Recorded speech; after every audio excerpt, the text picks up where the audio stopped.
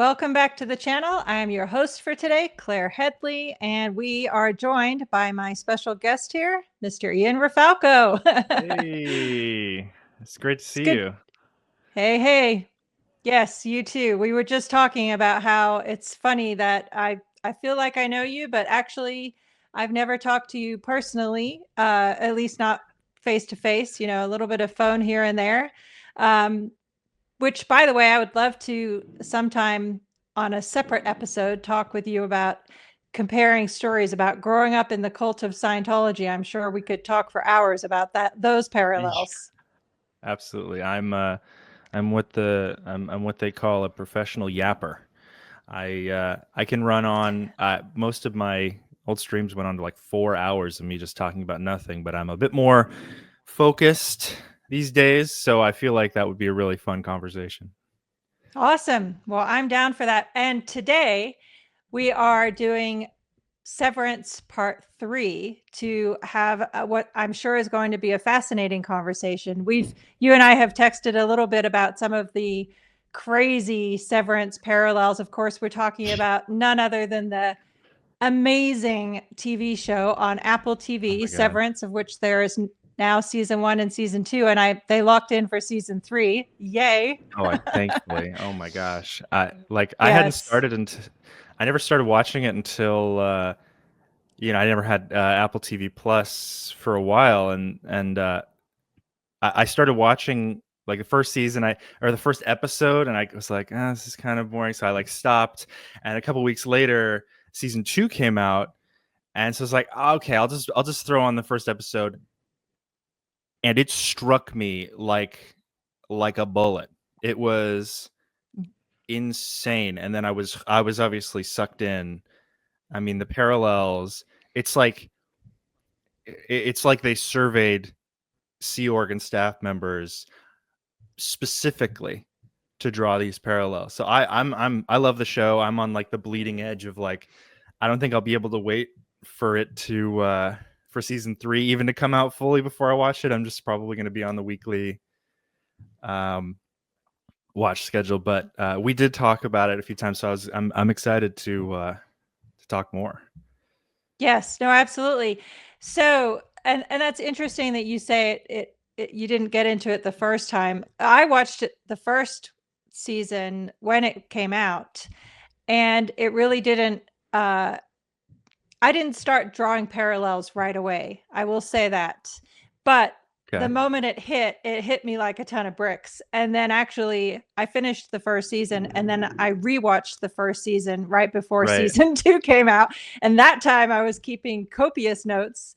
But so yeah, so I guess starting off, like for you, what's the biggest element that really hits you? Obviously we could go into many details, and some of Sure. those we'll probably touch on today, but just like I'm curious, what from a from the overview perspective, what hit you the most?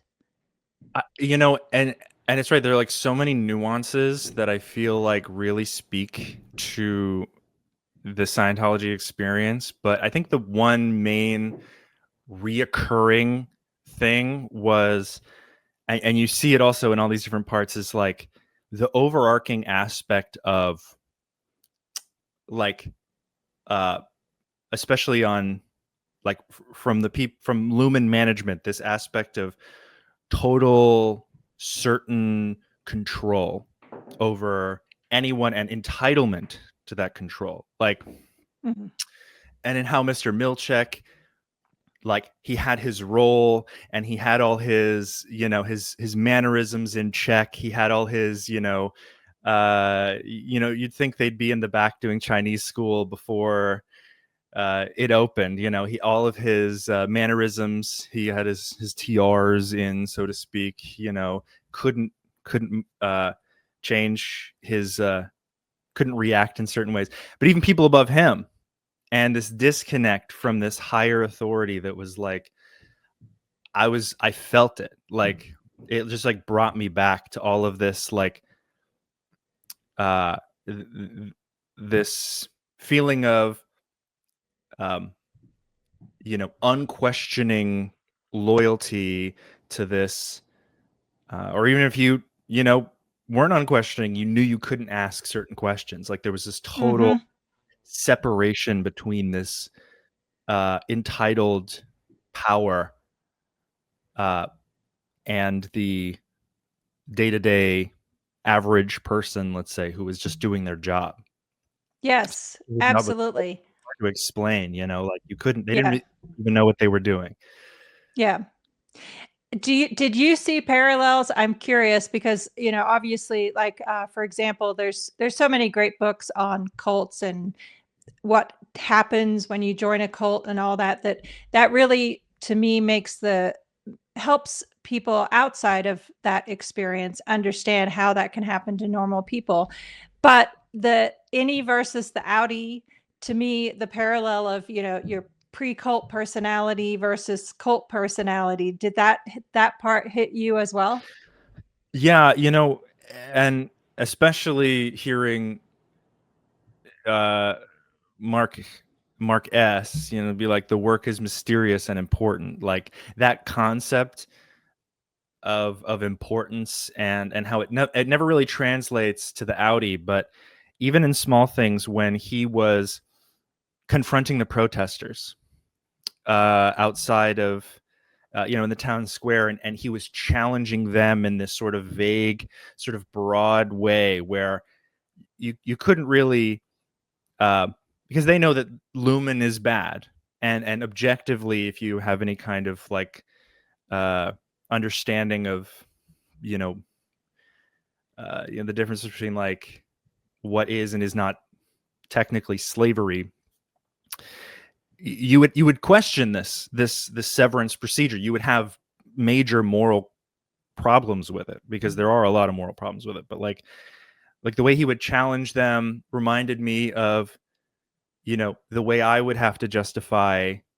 You get this kind of brazen in these small moments, these brazen moments where you could you know fight for the cause in your own small way, but it was never like tackling specifics. It was never diving into specifics. Even he was on the date with that one girl, and you could tell he was just like depleted.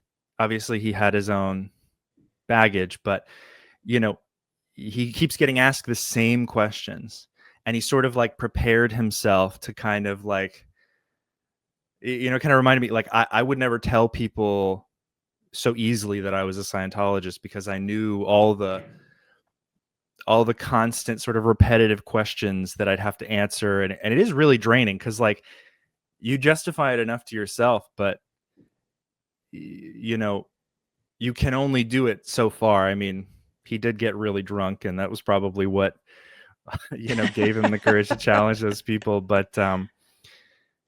Uh, but it was really like who you are on post, and everything else is kind of filling the time. The Outie, so as it were, sort of has to deal with all that emotional overflow from the innies suppressing everything. I mean, in this, it's there are differences, obviously, like the sci-fi aspect of like a piece of technology actually severing your brain. Right. But and I have my own problems with that concept. But again, it feeds into how unworkable it is as a technology because, it's a TV show. Right. But yeah, I Exactly. feel like it was very relatable. There were moments where I very much related to Mark a lot.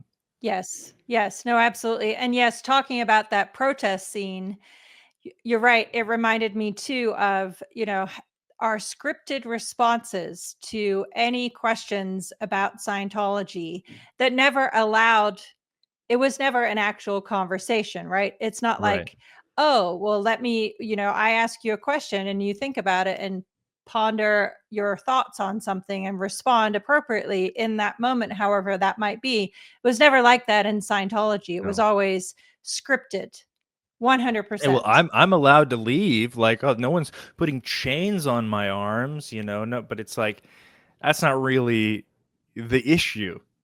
You know, there are multiple Yes. facets, and that just also speaks to, you know, different people have different understandings of the concept of control.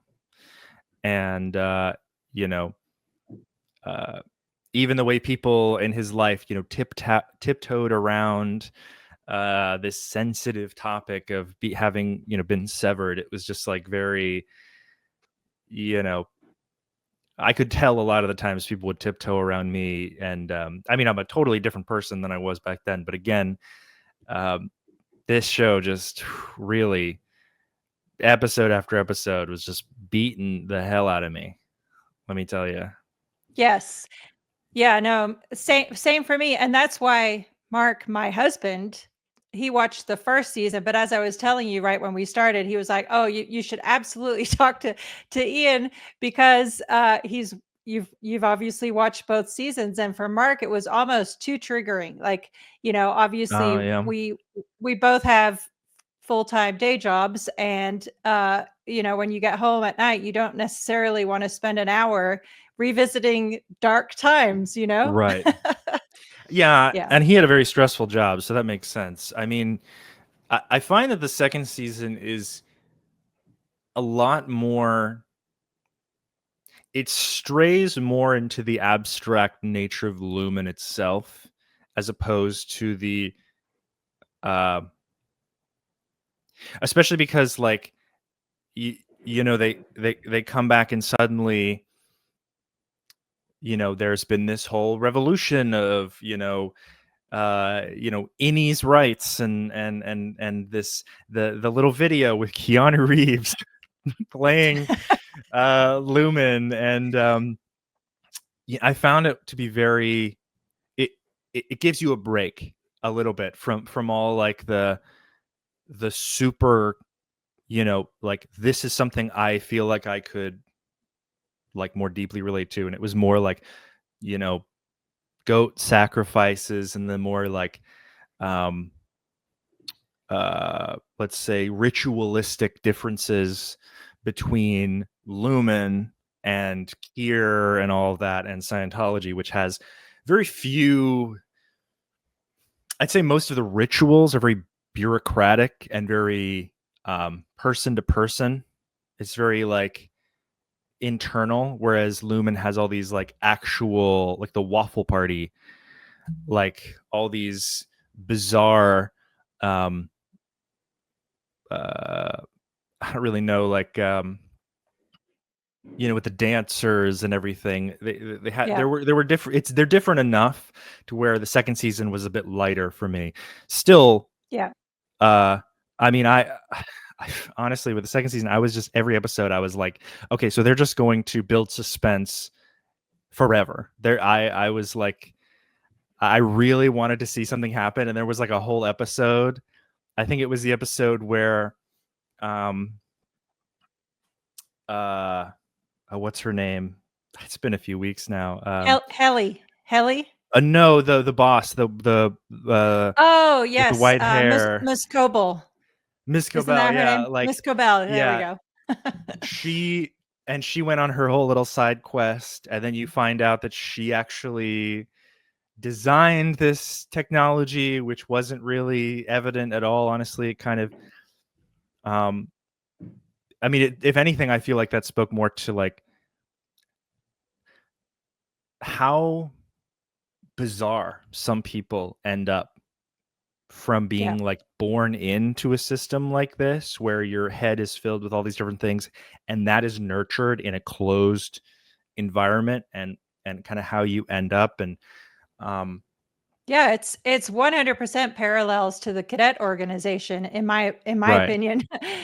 Even the language, the structure, the everything, like you said, in that closed system, they don't want, you know, like in Scientology, criticism or critical thinking is completely frowned upon. So when you Right. imprint that from a very young age, it's so destructive. But I did want to comment though, back to the ritualistic part. To me, like I look at it and go, obviously now in retrospect, even Scientology events are their own Sure, yeah. strange form of ritual that to an outsider they would, go, what is this? What am I experiencing? Like the standing ovations and the this and the that, like Hip hip any, hooray. yes, any person in that audience knows what's expected of them. I'm talking about at a Scientology event at any given moment. Right. Wouldn't you agree? Yeah, I mean, yeah, and it's especially, uh, I mean, like idealization of like animals in relation to human. Like Yeah. it was very. Um, I mean, it would have made Scientology a hell of a lot more interesting, to be honest. But and it was just it sort of, and that's why the first season really felt more personal because it's this like cold, psychologically brutal, like muted environment. Right. You spend all your time in these buildings that are like glorified, and you're just, well, it's, the magic kind of wears off after like 6 months of being in this building all day every day. And it's like, and that was exemplified in that there's just like these white hallways. It's sort of like a liminal space. um uh but With yeah, no I real think, idea of what they were even doing either. no, Like, exactly, I mean, no idea, like you said, doing important and mysterious work. yeah, and it's work that you put so much effort. There's so much effort and focus on making sure that you meet quotas and meet these targets, and there's so much like hostile pressure, sometimes violent pressure, that you're doing this thing that you never really see the effect of in the world, Right. but you're guaranteed that it's good work. Uh, y- Letter writing, for example, a very repetitive and mostly folly exercise that, a lot of people like letter writing. I found it to be soul draining because I felt like I was just wasting paper because I never Yep. got letters back. And but you couldn't do the same letter twice. You couldn't standardize a greeting. You couldn't do anything. It had to be unique, each one. And I was like, um, and this like favoritism based on who is, more willing to accept these kinds of environments. I found it funny. Like the Lumen Building, felt a lot like Flag in a ways. I know I don't think you or Mark have been inside the new Flag building. No. It is Thank goodness. very, yeah. Well, when you're in there, like the amount of magnetic locks and stretching hallways with endless doors and these big displays of in the atrium. When you first walk in, you can go back toward, there's all the, oh, these are the 11,000 churches and missions on this big gilded map. And you can either go to the L. Ron Hubbard Museum or the Sea Org Museum, they call it. It's really L. Ron Hubbard Museum. It says the Sea Org Museum, and it's just has everything about L. Ron Hubbard. I mean, you can tie everything in Scientology back to glorifying L. Ron Hubbard, but Right. it reminded me of this Kier. Like they had his suit, from the Oh, yes. Apollo, Yes. and in this big glass case that's like argon gas sealed for preservation. And I mean, they might as well have had like a wax statue of L. Ron Hubbard with like the badly attached hair. And um you know or you go into the atrium and there are these sculptures that represent the eight dynamics, which is like a very, um it's like one of the first things you learn. But they have it in this, and one that is the tone scale that's this like pillar that stretches to the ceiling. And it's like it goes from like an onyx, coated bronze up to like this glass little figure reaching towards the sky. This very, uh it's the only place where it feels like Scientology is bigger than this like day-to-day, uh sort of bureaucratic, stressful target meeting situation. But when you're in the Sea Org or a staff member or a trainee, you don't spend a lot of time down there, and Right. you aren't, the encouragement, like when you're at Flag and you're there for training, it is brutal. And there Yeah. are one thing that reminded me of especially was, now there's like a public HCO, Hubbard Communications Office, where all the ethics particles, ethics people, the problem people are handled. And there's a public room for that, which is like a little waiting room. And then it goes into this back little, white room where you can listen to your history of man or state of man lectures for the 15th Right. time, and do your clay demos with clay that's hard as rocks. So you're hurting your hands. And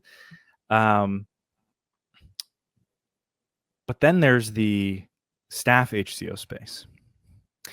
And that is through all the doors are like 200 pounds. And it's like there's they open this door and it's this hallway that's got to be at least like 600 feet. And Wow. there's just doors, and the ceilings are super high. So it's like all these doors down, and you just and that's where you would get taken if you were a staff member or a SEERG member and you were being bad, and then you'd have a senior scream at you behind this soundproof door in this like lifeless room. It was just very, With cameras, I'm sure. yes, every room had cameras. And it's funny, at Flag they have and I'm sure they did this in other places, but they have a picture of LRH in every room, and right at the bottom there's this silver strip that's like a two-way mirror where they put the camera behind, so he's always watching. And it's Oh my gosh. very, That's new. When we got out in 2005, that whole building was under planning. So like I remember hearing about the 8 dynamics presentation thing, but yeah, you're right. The to me, what your description epitomizes the glossy facade versus the reality of life yeah, inside. Yeah. But because it's back to totally different lives. yes. Sorry. Yes. Yeah, no, no. And again, that's where it's like the Innie versus the Outie, going back to Severance, it's like the reality of life inside is absolutely never what you think just walking in the door Right. at the outset, for sure. Not that you or I ever had the chance to walk in the door in the first place, being born into it, but that's, like I said, story for another day. Yeah. Yeah. There's a But I did wanna detail. ask you too. Oh, go ahead. Go ahead. No, Go I ahead. was talking for a while. We'll go back and forth. You can ask me. Okay, okay, okay. So back to Severance, I was gonna ask you, so when we were texting about this, we kinda touched on, like, I had commented, "Oh, yeah, the cognitive dissonance." I'm just, I guess I'm curious to hear your thoughts on what you think a Scientologist would think watching this, because I remember bringing up, well, I read 1984 when I was a teenager, and I didn't, obviously in retrospect, I should have, like, Newspeak, all those different elements that should have hit me like a ton of bricks. Granted, I was 13, but I'm just curious your thoughts on that piece particularly. Yeah, I mean, and honestly, I gotta imagine that there is some local Scientology outrage, over this show for being, they have so many like uh definitions for things like this, like J&D, or Yeah, which is joking and joking and degrading. Yep. degrading, or like something similar, even though L. Ron Hubbard stole a lot of his methods to sort of construct what we know as Scientology. A Scientologist watching this, I feel like, would feel like offended that there are things that resemble Scientology processing, or it reminds me of my brother telling me, who is the director of inspections and reports at the DC org. So he's like he's the boogeyman of the DC org, who basically, if anyone steps out of line, he finds them. I mean, he's a pretty harmless guy, but in the Scientology world, it's a very, rigid, structure how they handle bad people. But and by bad people, of course, you mean disbelievers. Scientology's, people who are questioning not actual any amount of doubt. And it was he walked out of that one movie, the Julian Assange movie, because they mentioned he released WikiLeaks, or part of his release of WikiLeaks was exposing Scientology and the Hole and these other things. It was maybe 30 seconds of this 2-hour movie, and he just stood up and walked away. And that always stuck with me, because I felt in my head, I was like, well, I should be better than that. I should be, in my head, if I believe in something, I should not be so afraid, or I should not be so fragile about criticisms of my beliefs. Now, that was my error. You're supposed to be fragile, and you're supposed to be terrified of everything, because God forbid you develop a conscience or a frame of reference for conversation, because you're not allowed to discuss with Scientology with critics, which is wild to me. Every time I think about that, I was watching actually one of the I forget if it was the first or the second Severance episode you did with Mark, and when he said the biggest lie, the biggest contradiction is the communication release. This grand step in Scientology where you're freely able to communicate with anyone and everything about any topic. But that's a complete lie, a whole 100% of a lie, because there are several courses that detail exactly who you cannot speak to, what topics you must avoid and are prohibited from speaking to, and there are all these lists of punishments for doing so. I just found it so, watching this. It's a really good point. You reminded me of the Can We Ever Be Friends lecture, which, of course, that's Hubbard. That's the whole talk about exactly what you're saying. Like, if you want to maintain outside relations, it all has to be carefully structured so as to not freely communicate. I mean, because if you get this idea that Scientology is not the only and most workable way to live your life, which there are many policies that describe why it should be, which you'd think it just being workable would speak for itself, but that's critical thinking. That's too close to realistic. God forbid you have an inkling that life outside of Scientology is possible, because that alone is like suppressive, because somehow you're inhibiting someone from, if even in the PTSSP course, where this is like the tome of how to handle the suppressives, the SPs. It highlights that preventing a person from receiving or delivering standard Scientology is a suppressive act. That also applies to you. That also applies to you delivering or receiving Scientology. So, you committed this suppressive act against Scientology by removing yourself. It's just like this total, they have so entitled to everything and everyone around them. And obviously that's baked into this, ideology. So anyone questioning anything, anyone living good elsewhere is a threat to that concept. And by the way, that's not so dissimilar in my mind to the reactions when the topic of reintegration comes up in Severance.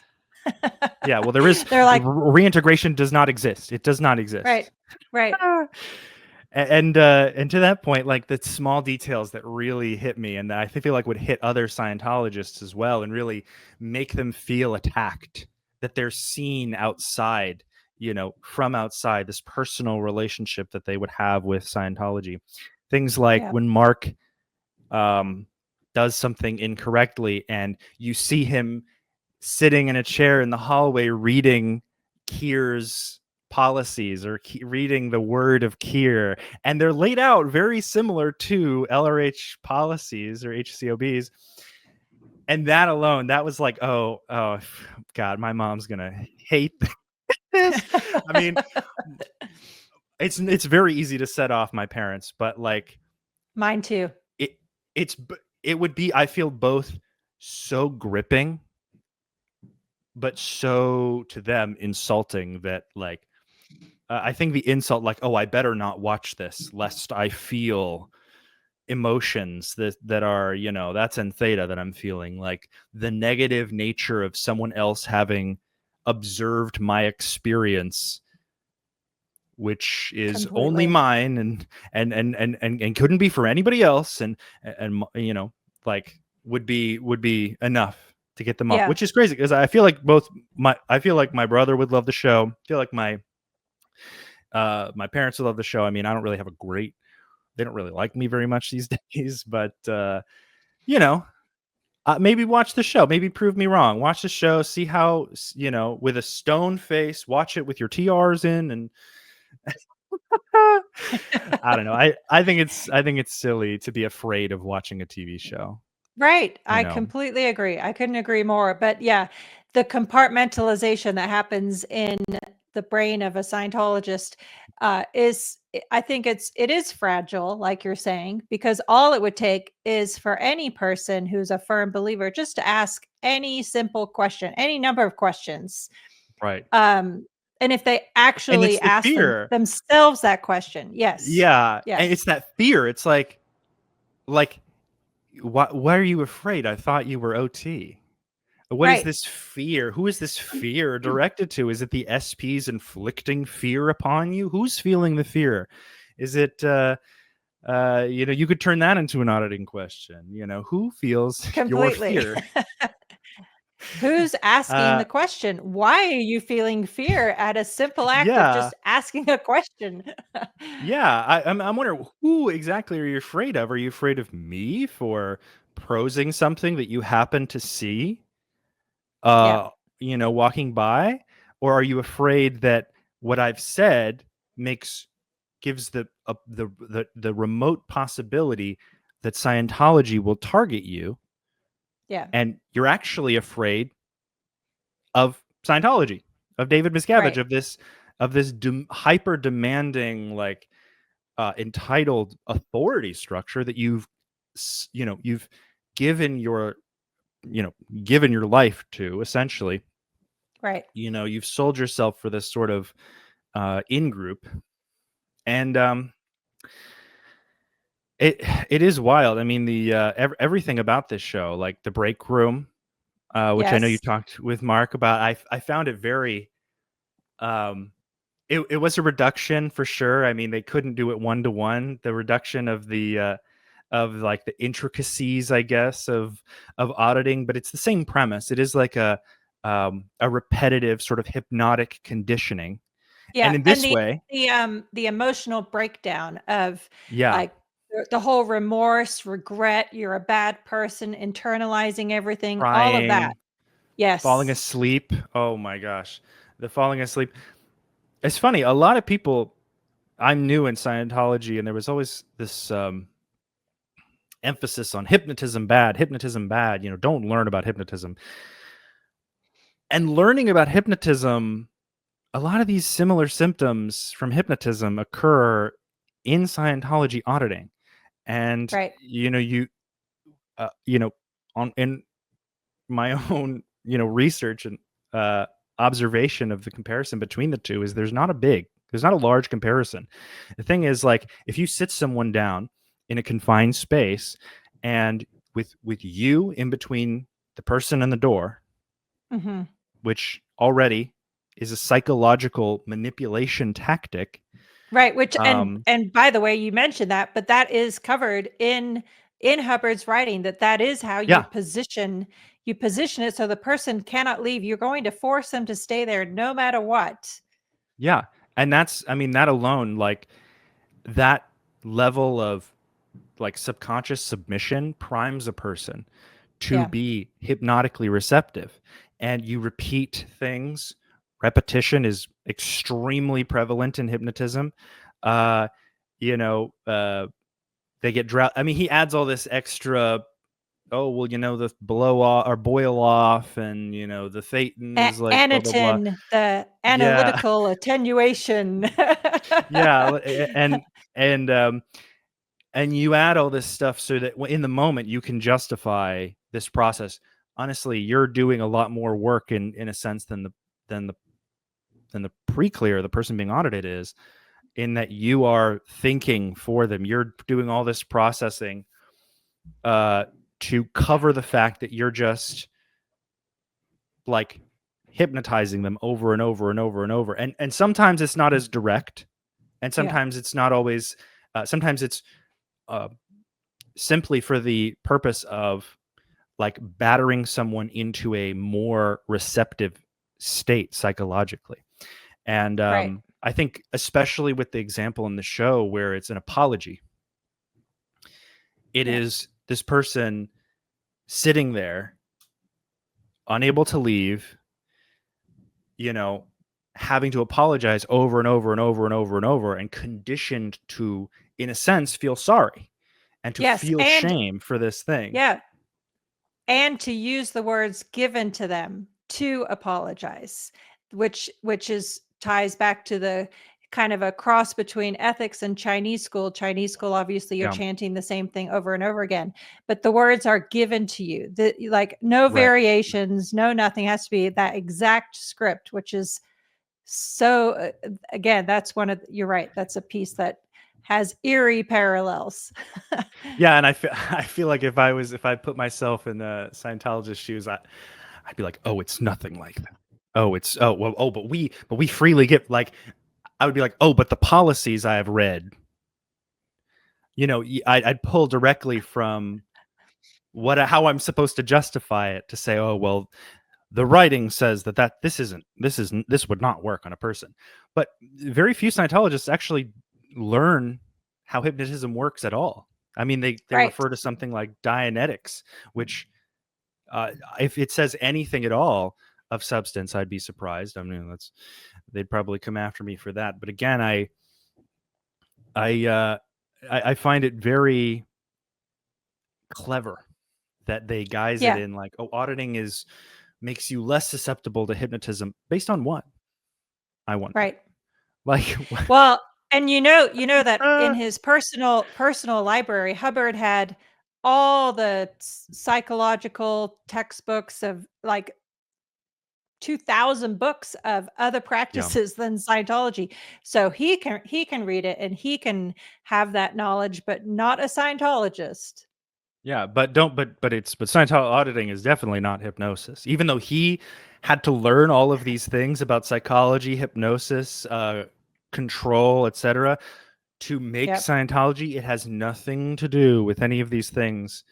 Strictly on the basis that he somehow, on his own, was able to go exterior and visit all these planets and pull from all this past, blah blah blah. And that's the reason that you should just not question anything. Yes. I That feel like that is the reason. I feel like, and I feel like it's just so thin. Even though like Lumen is like this structured company, I wonder. My biggest question is, what do they make? What do they export? What do they do? Right. Uh, like, because it's similar in the sense that it's under the guise of being a company or a Yeah. corporation of sorts, and obviously the members idealize the founder, and where Scientology is sort of the opposite, where it's pitched as a religion but operates mostly as a company. Right. uh, but Yeah, and but but that ladder is a huge change shift that happened because of the IRS exemption right. in 1993. Prior to that, in my from birth until 1993, it 100% didn't have that religious banner. It wasn't, Yeah. I can remember when I was 7, when my mother told me what to tell people that Scientology is. It was and it's a way to Self-help. help yourself get better. Yeah. Yeah, Right. self-help, exactly. That was the script, and then it became an applied religious philosophy later as the new script. Yeah, it seems more of like an inclusive, like all-in-one business. Like Yeah, the religious aspect really seemed very thin, very fake. Like my parents weren't religious.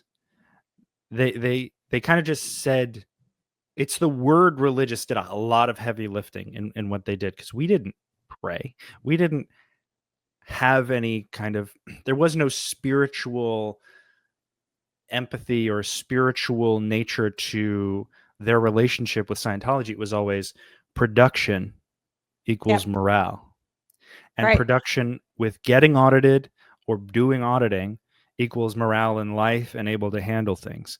So it was always just extremely transactional, Yep. mostly to the benefit of Scientology, because, like, are you telling me, like, now my brother recently went OT8, and Mm, so now there's 3 OT8s in the family, and somehow they're still just as terrified to have a conversation about the nature of science. It's just like it seems like the more Scientology you do, the less productive you become.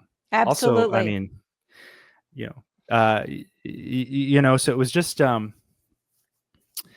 it's just a very the reality, like the comparisons between the control dynamics, I think for me were just like always the most Yes. striking. But you Yeah, know, and Mark and I talked about this piece, but I'd love your thoughts on it too. But the aspect of leaving, trying to get out, the escaping, from whether it's Dylan when he resigned and he goes to the elevator and he thinks he's leaving, and instead he goes down to the basement even further in, or Gemma when she has the moment in the elevator, she's trying to get out, and then, the switch is flipped and all of a sudden she's back where she started. To me, those were dark parallels. What were your yeah, thoughts? yeah, I feel like the concept of having to I think Mark brought up the CSW comparison as well. Yes. The Completed concept staff of work, of having to have approval. having to have approval to leave, because there's no special way to enter Scientology, but there are extreme specific steps that must occur for someone to safely and properly leave Scientology. It's going to take a lot of work. There's going to be pushback. You might get yelled at here and there, depending on how much, like how deep you are in. I feel like the way, and I've described this before, but the way that Scientology is structured and the way it has its kind of self-sealing system, like there's what you do, there's it's designed to be difficult to understand.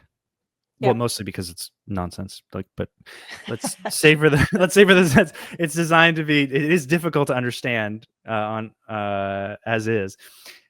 But there's also corrective technology Yes. to scoop you up when it fails, to then Yep. put you back at the top, to where you do something very simple and you're validated for it, and then you skate on the top until it fails again.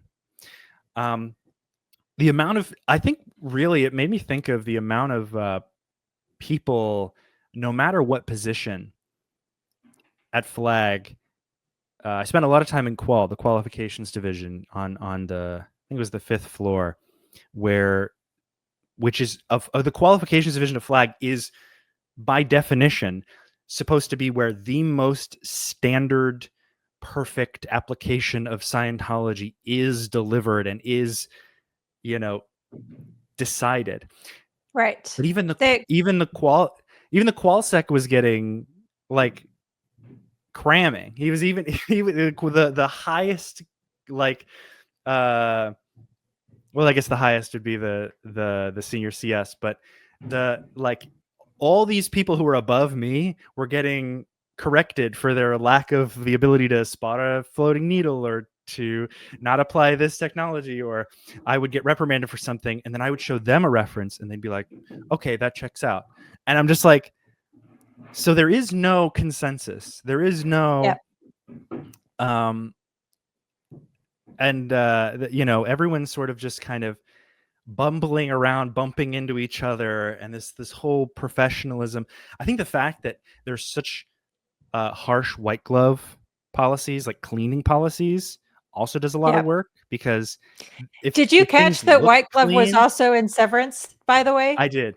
Yeah. I told that to I was sitting next to my girlfriend. I was like, the white glove. You know how many times I had to do that, staying on Friday nights to clean the top of the bookshelves, and I was Yes. vacuuming out the sconces and the light work, climbing these like 15-foot ladders with like a And how vacuum yeah, strapped to me. and by the way, how weird is it too that it is the ethics officer who comes in with the white glove, Right.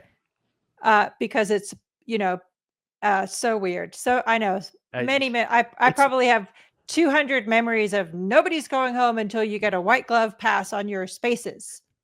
Yeah, even when I did the competence and leadership course on the free runs, where you basically pay $1,500 to be to clean the ship. Wow. They'd had white glove that was like, you were in a bunk with 3 other bunk beds, so like it was you and 3 other people in a room, and they would come in with the glove and they would go underneath the shelves and the corners behind the backs of the beds, like, and it was so rigorous. I mean, I can see it like as a parallel between like military, like paramilitary. They say you can do a course where they treat you like shit, and you're a little, the trauma alone like perks you up and makes you a little easier to clean, so blah blah blah. But like, you were paying money to go on a religious retreat cruise Wow. ship to scrub the engine room. And they really wanted me to join the Sea Org there. And wait, so how old were you when you did this? I think I was 17. Oh my 17 goodness. doing that. Yeah. I went there with my Wow. friend. I went there with a friend of mine, Tyler, and I remember he was like, we were in the at the end. There was a couple days before we were waiting, like the whole class has to graduate at the same time. So Right. like one guy was falling behind on his coursework. So we had a couple days, like 1 or 2 days in Aruba. We never left port, by the way. We just stayed on the port and just cleaned this ship for 2 weeks. And we were sitting in the pool because finally we were able to use all these facilities. Friend Tyler's like, man, being in Aruba is cool, but like once he starts talking about like his past lives being in space, like that was bullshit, right? And I was so deep into it. I was like, well, like you don't know the true, you weren't born into it, so maybe there's some things that'll seem a little off. I was just thinking, I was like, man, he was ahead of the curve. He was Yep. definitely, but it's just crazy things, I honestly, in a way, Mr. Milchick really grew on me as a character. Oh, me too. Me too. Like, and it's so easy to hate him when you don't really know what that kind of life is like. But he gave me this like visceral, like spine chilling fear, like your butt cheeks clench when Yes. he enters the screen at first, because he reminds you of every like overbearing like missionaire Yes. or Sea Org member, always shirt perfectly pressed, always on time, always like dealing with all this shit, but always taking his orders from somewhere else. He's like kind of an unquestioning authority. And then there was the gifts that he received in the form of the paintings Oh, of yes. Kier. And you see it on his face. You see this like, and I'm, for the record, not a black man, so I don't want to speak for, just in case, people were No, curious. I I don't know. want to speak Yep. for that, but seeing even just from observation, like his conflict and they literally took these paintings of Kier and put blackface on him and were like, here, this is a special treat for you where we've, like stripped you of all humanity and characterized turned your identity into a caricature. Right. And you can see it's like he is devoted to this thing that just would respect a speck of dirt more than him. And Oh, like yeah. he realizes this, and you can see it, and he like looks at Natalie, who's like the speaker for, Yeah. you know She's like who I have. an exact she's like a tunnel. She doesn't even have her Yeah. own, which yeah, there's parallels And I've there too, met but go ahead. people I've met people like her. Sadly, I mean, less uh and I do have something to say about her, but you can see this like conflict, and obviously we know no matter how much he gains the courage to stand up for himself, it won't improve his position in the organization. If Correct. anything, it will make the organization defensive against him, but Yes. eventually leave him, get him out. Like that, like Yeah. he's sooner going to be kicked out because it's an inherently very racist. You have this like ghostly white founder who idealizes these like colonial sort of aesthetics, and they treat him like he's a piece of property. And it was just so, but like seeing that conflict there, I was Right. like, I couldn't help but feel for him. And like from there, moving Yeah. on, and he had his moments. He takes these breaks to enjoy the good parts, and at the end with the but I feel like the conflict is what motivates a lot of his anger, and that that Yes, that for sure. I rage know against like my mistargeted. absolute yeah, my absolute favorite moment was when he snapped on the use of the words and Oh, his famous devour feculence. It was the best.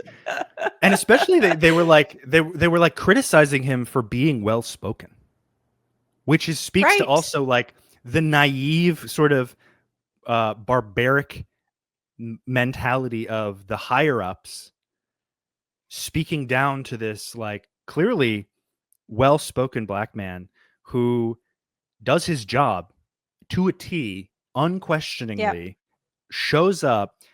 He's like when he set down the paper in front of Devin and just ran out the room, like Yes. every staff member and Sea Org member knows, like there have been moments where you had to kind of like, you're like if I was auditing someone Thursday before 2, and I had to end the session, and it's maybe 1:15, and I get them to the examiner, and then I'm like, thanks, yeah, I'll see you later. And I just have to race upstairs to do the folder work and all this stuff just to get the statistics. Like, and they still, even then, like had no respect for him. But him standing up for himself, I was like, yeah, yeah, because Yes, I I want know. him It to was leave. I want amazing. him to get out. I want him to have his own life. Um, and it's been really interesting seeing people hate him, because I was like, they don't know, they don't No, they understand. I don't mean, know. They even haven't Natalie, walked in who his shoes. no, and even Natalie, who is like on her face an imposing figure, and I've known people exactly like her who have this sort of like smile on their face when they're delivering, like they're ignoring you entirely, they're just seeing through you. Yep. um and when she's receiving she's like, the founders are speaking, and you can like see this like this suppressed dread and fear on her face, and her eyes almost water up. I mean, it was just like, she's a fantastic actress. And 100%. like I mean, just so many things about this show. I was just like, I was like writing things down. I was like, man, I gotta make a video about this. But I was like, Yes. there's certain things I think I also maybe associated that weren't maybe intended, like the wellness room, Yes. which like I thought of as sort of like mental and emotional rewards for loyalty. Mm. Telling Yep. someone something like that they're willing to accept as truth that validates Yep. their endless work, you know, or Hmm. upstat rewards, so to Yep. speak. Like these aren't actual rewards, but because your um, activities are so restricted, and because your like ability to like kind of roam freely and live a normal life is so like uh, maintained and restricted, you're allowed to, you're let out into the yard, so to speak, to run Right. around Yeah, no, emotionally. that capacity to even just mentally have a moment to breathe. I mean, you remind me of how many times Mark and I have joked about, oh, good thing we escaped when we did because they were adding a Starbucks down the road. And if we would have been able to sneak to Starbucks, we might have Right. lasted, you know, it might have just kept that equilibrium as whacked out as it was. It might have just kept it in check just a little bit longer. So thank goodness we got out before that happened. Yeah, and I don't want to give them any ideas because they won't follow them, but Right. because they involve uh, money going to the well-being of the members and not David Miscavige. But uh, Right. bread in circuses is like a very common like concept of rewarding people Hmm. who like if you have like like uh Roman dictators, Roman emperors would just like let people have the Colosseum, and they would give people bread. They would give them something to kind of uh distract them and let them kind of vent their emotional repression from having otherwise terrible lives. Yeah. And the more you take away from people, the more agitated they're going to feel. I mean, Scientology would have been, I mean, shoulda, woulda, coulda. You can't really undo all of that without a No. massive restructuring and David Miscavige in prison. Um, Yes. but I think they rob themselves of so much credibility because of Hmm. their unwillingness to not be entitled to everything that they want. Right. And Lumen does, I mean, they're synonymous organizations, really. Like the only difference is like Lumen seems to be much better with their money. Yep. and and they're willing to do these small things to control, because everything's an experiment now. Right. And I'd honestly say I'd respect the founders there, because they were actually doing experiments. I mean, I don't Right. respect in this No. universe. Obviously, they're very bad people, but I respect them more than LRH, because LRH at least was like, I've done all the research. It's in this book where I ramble for 300 pages. I won't actually show you any tests, any logs, any papers, anything, but just trust me. I did all the work. And like, it's trying to evolve, but Scientology is like this perfect ecosystem where absolutes are unattainable, but also the e-meter is perfect, and also the Right. tech is perfect. Like, Yeah. And truly from the thousands of Hubbard documents that I went through, the only research he did was, I know what's wrong with this person. It is he needs to do the purification rundown, prove that that was the reality. Or I remember one time Shelley Miscavige telling me that the way the asthma allergy rundown was developed was because there was scent in Hubbard's shirt, and he figured out that that's what it was, and that's the only research. Him saying this is what's wrong, fix it by doing X, Y, and Z. No medical research, nothing. It's funny that you bring that up. The asthma and allergy rundown is almost never recommended these days, Right. because if an auditor does it, it's because it's Thursday before 2 and he can't finish the course he's on. And the asthma and allergy rundown course can be done in a little under like 3 to 4, maybe 6 hours at max if you're slow. But like you get there, meaning like to to train complete the somebody. course. Yeah. Yes, To train I somebody to get it. do the course, to deliver the procedure. And Yeah. I was one of those people. And what's funny is the one time I ever delivered it on someone back in Atlanta, and I talk about this because it's just so funny, and I had to document it because I was still in Scientology when I found this. But I did it on this guy, and he had all these like, "Oh wow, I know that's crazy." I had all these mind blowing wins. Less than a month later, he's posting on Facebook, "Anyone have any great natural remedies for allergies? Oh no. Allergies are really flaring up." And I'm like, And of course, for anyone watching, the end phenomena of the allergy asthma rundown is that you no longer have allergies and asthma, right? so yeah, it's just supposed to be completely gone, completely handled. Everything was checked out, totally standard. And so I had to screenshot this man's Facebook post and put it in his folder. Oh gosh. And I ended up doing a bunch of auditing on him later, and I'm sure he's still getting the same auditing, because some people just endlessly get CS'd for more and more. Like they get more technical estimates where the CS will be like, well, actually, I think you haven't really said what we want you to say, so we're just going to put you in here. And people use it as like therapy, but it's excruciatingly expensive. Right. So it's it never really has the same effect, because you're kind of just leading the people to their own, their own um, solutions, instead of actually providing them like evidence-based help. Right. It's funny you mentioned. Yeah. Funny you mentioned also Shelley Miscavige, because Yep.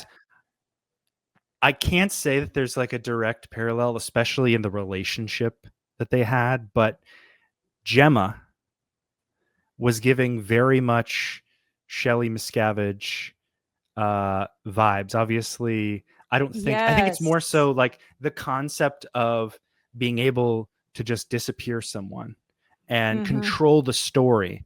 Like, she died. Oh, don't ask about her at all. But actually, she's in the basement, and she's doing things, where no one can know her real name, no one can speak to her, no one can, um, she's doing some mysterious. She's being tested on. Obviously, this is in Lumina. I Interesting. Yeah, no. don't even know. Like, I'm really glad you brought that up, because I had not thought about the Gemma situation in that context, but you're right. And even the mind numbing of, like, Shelley was a very high profile executive. She was at every meeting David Miscavige ever had. So to have her just vanish, right? and even the control mechanism of, you will not ask about Shelley. It's just Yeah. crazy.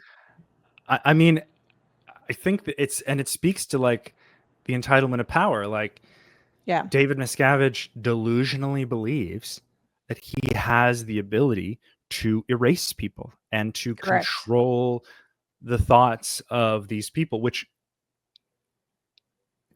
even in the context of like the tech, it's supposed to sort of have people suppress themselves. But he's gone out of his way to use this the writings of Hubbard, etc., to kind of accomplish his own side goals. And I mean, every story I've heard about from everyone who's met this man said he was very violent. And I think violence, especially physical violence, can create a stronger resistance to it ricochets down the chain of command. The people who are being hit by him are going to be more severe on the people beneath them, and those Yep. people are going to feel that severity, and it's going to trickle down. It's not going to necessarily trickle down in violence, because the more people who are hurt, like if there's just one guy at the top who's committing the most violence, and controlling the narrative, he's not beating the lawyers. Right. He's not beating he's not beating random staff members in class 5 orgs, the normal, churches you'd see on the street. Right. He's only doing So it in an environment where he has complete control, and he has yeah. the security and the isolation and the lack of supervision or lack of government involvement or oversight or anything to get away with it. Yeah, and that was and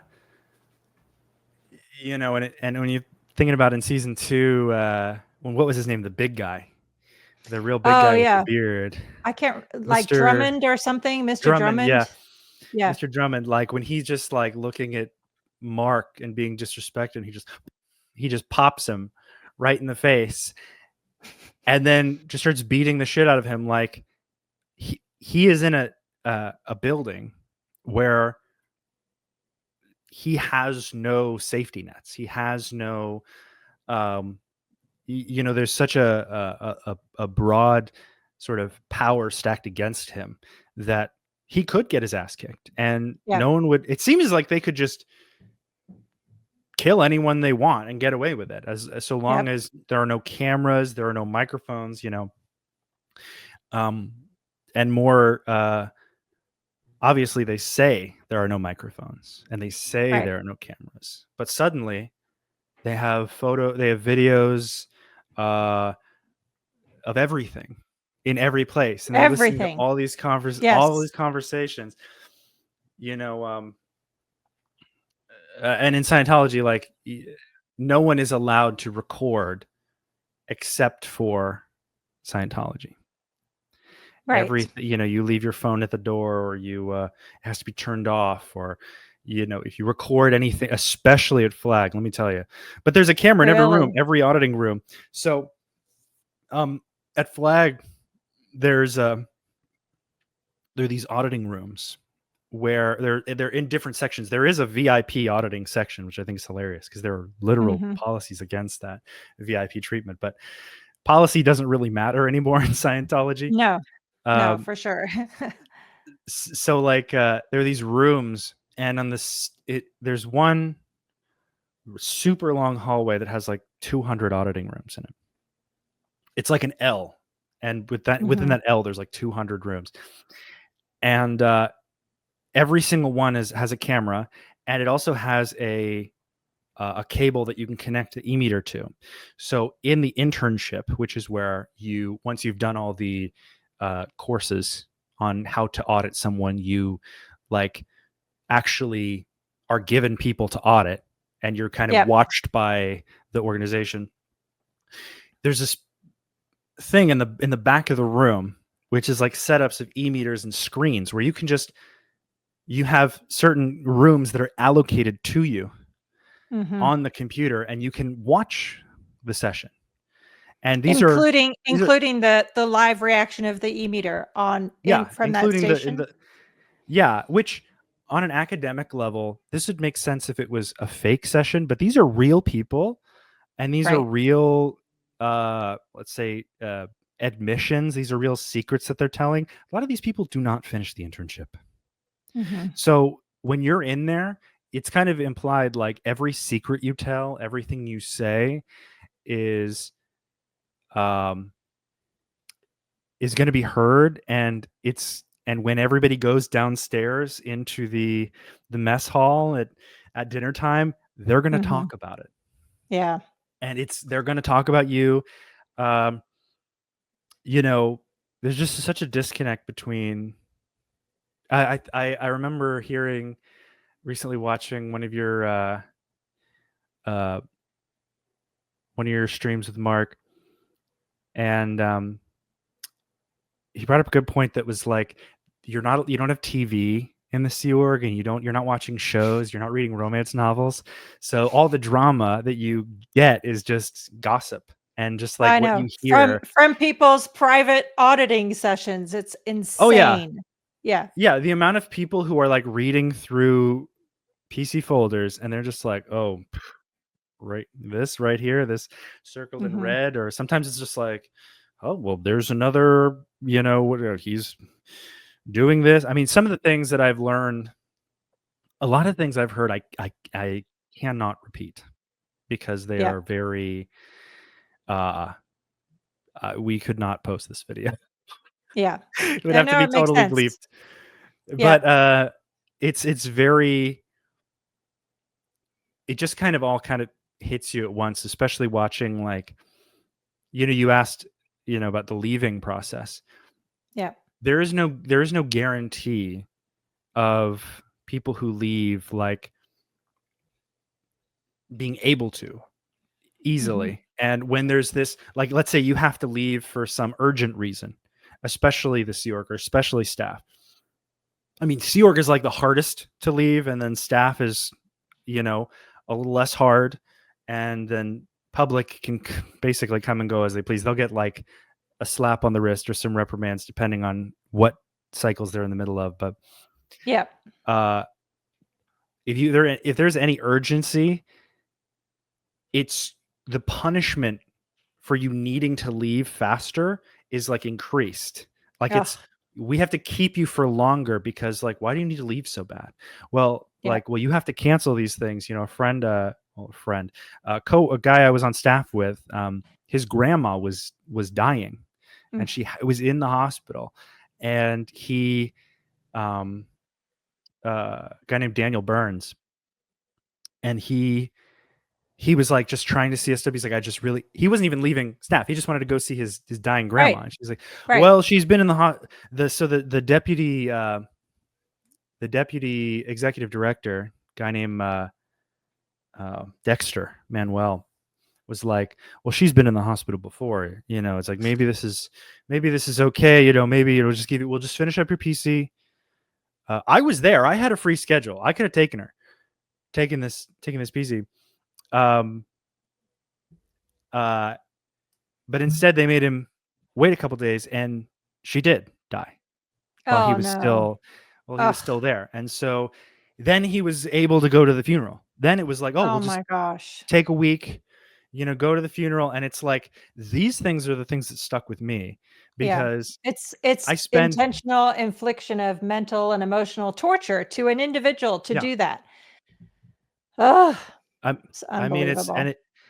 it just makes this, and it makes things like Severance so important, I think, as Yeah. like a thought, like something to communicate to people in a maybe more exaggerated way. Right. I mean, if you really showed Scientology's back end from like real experiences, it would be tremendously more like Correct. severe. Yeah. Uh, but to show people examples of certain ways that can invoke the same emotions, I think is really important. And you know, like everyone should watch this show. Yes, You know, absolutely. Absolutely. Awesome. Well, we will wrap up for today, Ian. Thank you so much for sharing your thoughts. That was awesome. And yes, definitely, I'm going to get you on with Mark's because we would have a lot of fun conversations for sure. And of course, I will link to your channel and whatever other links you'd like me to include with this video. And yes, we'll talk again soon. Maybe we'll do a watch party for season 3. oh, that'd be great. Well, thank you for having me. I love chatting with you as always. And yeah, till next time. Yes. And thank you for everything that you do. We appreciate you. Appreciate you too. Thanks for watching. If you'd like to help support the channel, feel free to check out the merch store link in the description. We have Hail Xenu, Xenu is my homeboy, and BFG branded mouse pads, shirts, mugs, all sorts of other stuff in there that helps us to bring you new content on a regular basis. You can also pick up a copy of my book, Blown for Good, Behind the Iron Curtain of Scientology, in hardback, Kindle, and Audible versions as well. There's also a link to our podcast And you can get that on Apple, Spotify, or wherever you listen to podcasts. And if you'd like to watch another video, you can click on this link right here, or you can click on this one here, or you can click on the subscribe button right here. Thanks a lot. Until next time.